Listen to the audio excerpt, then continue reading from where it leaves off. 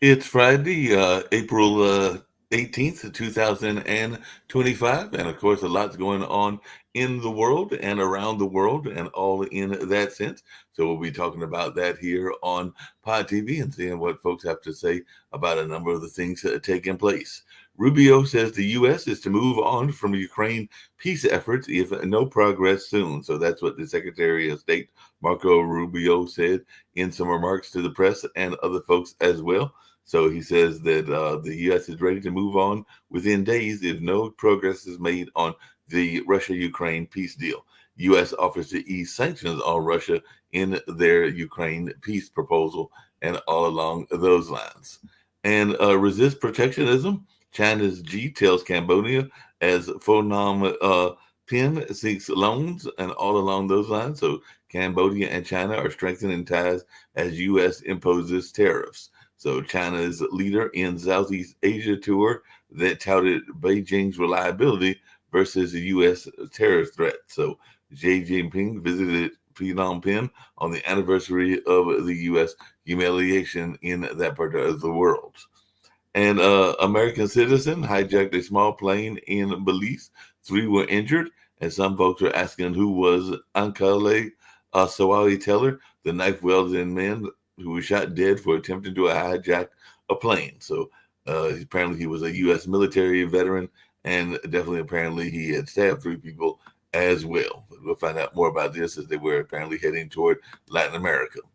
And Puerto Rico restored to more than half of Puerto Rico, power restored to more than half of Puerto Rico after an island-wide blackout. So Puerto Rico faced a massive power outage, and crews restored power to nearly all clients after an island-wide blackout hit Puerto Rico. So it looks like they're starting to get power and light back in that part of the world.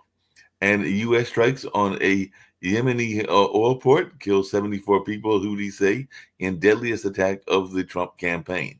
So that's something else that is going on, as that was a strike on a fuel port in Yemen.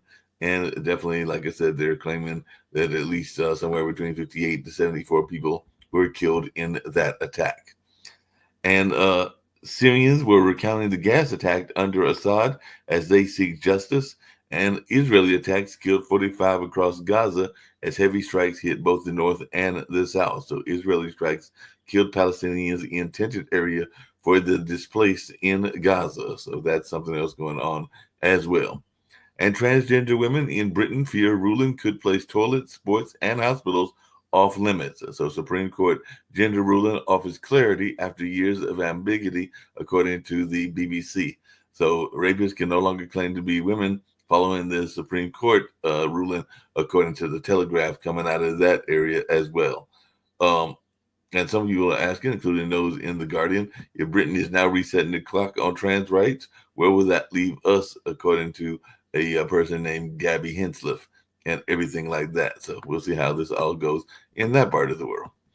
And if the U.S. wants to protect the rules of law, there's some conversations around that. I know that Nick's got a lawyer's den that'll be dealing with the whole nature of tariffs and all in that space. So that'll be coming up. I believe that that's on Thursday. So that'll be less than a week from now and everything like that. So we'll find out more what's going on. But there are some people, including some in South China, that are saying if the U.S. wants to protect the rule of law, start with its own backyard. And definitely, folks are still looking at that. And some people are even wondering if we're near a constitutional crisis. So this could be interesting as well. And Ukraine retaliates against bloody Russian missile attack with a rare follow-up. So Trump called the Sumi missile strike a mistake. But Russia war seems to be raging on exactly to Putin's plan, and that was reported like a few days ago. And Russian drones hit bakery preparing Easter cakes, killing one, and that's what Kyiv said as well. So it looks like there are a lot of attacks still going on in that particular part of the world. And definitely, Israeli defense ministers say troops will remain in Gaza, Lebanon, and Syria indefinitely. So that's something else that we're hearing in the news as well. So they're saying that they could be there for an indefinite time frame and all along those lines. So we'll definitely be hearing more about that and what folks have to say about that. And Senator Chris Van Hollen met with Kilmore Abrego Garcia, the man wrongly deported to El Salvador. The Maryland senator meets Kilmore Abrego Garcia in El Salvador amid that battle, and apparently he shared photos with them as well. So he did get a chance to share some photos with them. And the Salvadorian president, Max Van Hollen and Abrego Garcia meeting that took place and all along those lines. So still got that conflict going on and seeing what's going on in that space. Trump calls the FSU shooting a shame, but signals a no shift in gun laws. And some folks are asking what we know about the gunman in the Florida state shooting. And some folks, I guess, are asking who the gentleman is. And I believe his name is Phoenix Ilgner, and folks are asking what's going on in that space. So there were emergency alerts, desks barricading doors, shoes abandoned in the grass, and that sounds like how the FSU mass shooting upended that particular campus and all along those lines. So we still have this whole notion of folks bringing guns into areas and having mass shootings. The judge orders new limits on Doge data access at the Social Security Administration. So the federal judge has temporarily restricted Doge access to personalized Social Security data. Judge says labor unions' lawsuits over Doge access to Labor Department system can move forward, and a federal judge imposed new restrictions on Doge's access to Social Security. And it looks like Trump is still threatening Harvard's ability to enroll international students, and Harvard has an endowment of over $50 billion. So why do federal cuts of a few billion matter? But that's something that is being reported in the CNN. And if Harvard, armor plated by history and padded with funds, can't beat Trump, no one can, according to The Guardian. And Texas is posed to create a $1 billion private school voucher program. And we talked a little bit about it yesterday. But in private school voucher push, Governor Abbott is breaking through by playing hardball. So definitely folks are trying to figure out when that'll go out and what kind of releases that will have for folks in terms of their releasing of checks and things like that. So we'll see how this plays out and what goes on in that space. And Idaho police released body camera video of a nonverbal and autistic teen's fatal shooting. So body-worn camera footage shows Idaho police shot autistic teen Victor Perez 16 seconds after arriving. So that's in the Pocatello police released body cam footage from the shooting of the 17-year-old victim and all along those lines. So we'll see what folks have to say about that. And Giorgio Meloni whispered soothing words to Trump on Western nationalism. So Meloni and Trump Oval Office meeting cements special report. Trump says a 100% chance U.S. will strike deal with Europe as Meloni visits the D.C. area. But definitely we'll see how this goes on, as Trump has apparently found a kindred spirit in Meloni. So we'll see how this all plays out as well. And the Menendez brothers resentencing is on hold until May. So the judge delays a resentencing hearing for the Menendez brothers. The Menendez brothers, currently serving life in prison, are set to be resentenced this week. So brothers Eric and Lyle Menendez, long awaited resentencing hearing, stalled over the state's risk assessment. So we'll see how that all plays out as well. So folks are paying attention to that and seeing how that is going also. So there's a lot going on in the world, even in that space as well. So lots of things are taking place, and we're just trying to keep you informed about these various things that are going on and seeing your thoughts on them as well. So definitely, if folks are interested, you can always comment in the comment section. And we also have that QR code as well. So just let us know your thoughts on these various news stories that are being reported and all along those lines. And maybe you guys have got some news stories from your part of the world that you'd like us to know about. We always love to hear about news from around the world, and including places that we oftentimes don't hear about. Luigi Mangiano is indicted on federal charges for the CEO killing. So Luigi Mangiano assassination case signals DOJ shift on death penalty in blue states, experts say. So that's something else that's being reported in the news, and that had to do with that United Health executives killing and all along those lines. And the U.S. is laying out plans to hit Chinese ships with port fees. So Trump administration announces fees on Chinese ships docking at U.S. ports.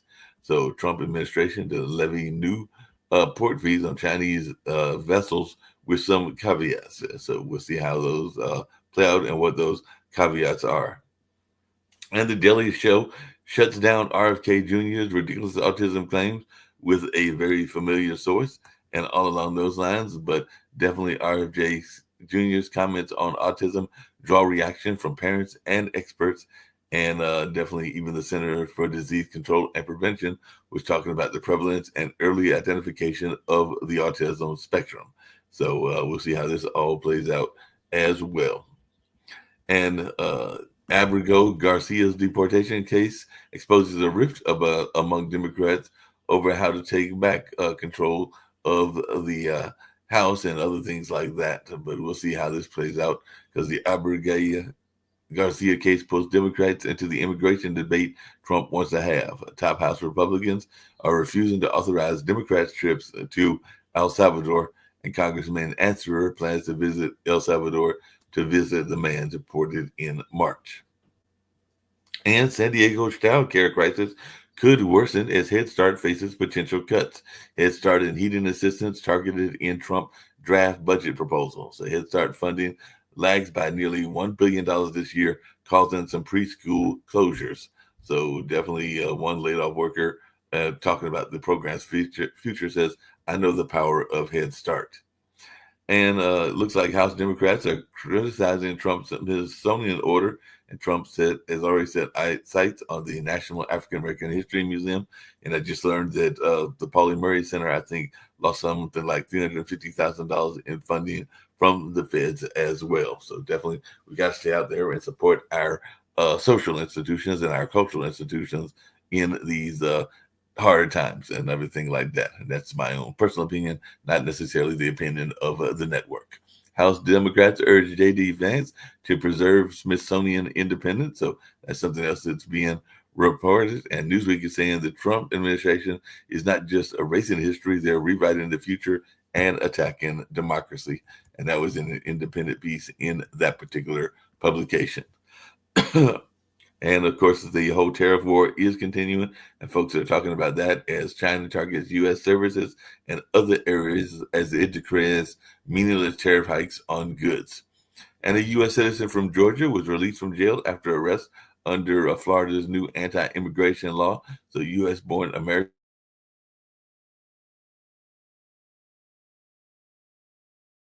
citizen under ICE hold in Florida with his family and friends and all like that.